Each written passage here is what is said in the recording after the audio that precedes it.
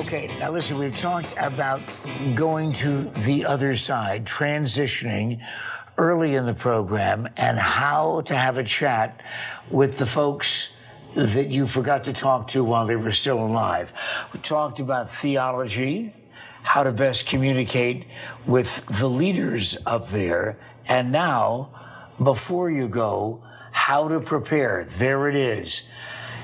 In that book, you're going to find everything you could possibly want to know that you were dying to know .info. You want to know about the humor that I was talking about before? The subtitle is The Comprehensive Guide to Kicking the Bucket. Julian Blum, I've known you now for 30 years. I knew you in a different capacity. Your career before the book, now that you are in the legitimate world of literature. 60 years as a real estate broker. Still retain my license, but I'm retired, writing books. Well, all right, but you started to write this book somewhat privately. Right. When I reached about 84, my wife of 25 years, who's taken really good care of me, said, "Julian, you're getting past your life expectancy." Wives are always good about reminding us about that. Right. "I would like you to put your affairs in order in case something happens." And like so many people, I had procrastinated and procrastinated. I really didn't know where to start. I had so much stuff.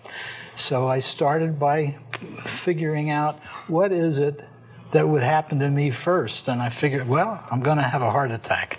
And my wife is going to have to call 911. And that 911, she's going to be so flustered that she probably would know my name, but she wouldn't know the cross streets or the Social Security number or all the other things that are necessary.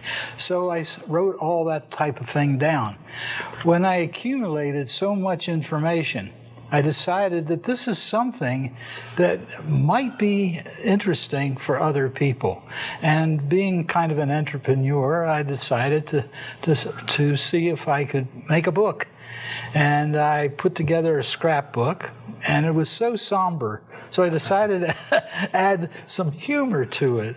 So I coined the phrase, a lighthearted subject. A lighthearted approach to a very serious subject. Yeah, and your target audience is everybody, because we're all going to kick the bucket. It includes legal forms, estate planning, wills, funeral arrangements, death certificates, obituaries, how to write an obit, life insurance info. And, now listen, I got to do this. I never, ever read out of somebody else's book, but I'm going to do this. Because I'm the guy that did comedy for all those years. Let me see if I've still got the timing, okay? On page 27, for example, this is also included. On virtually every page, there's a joke.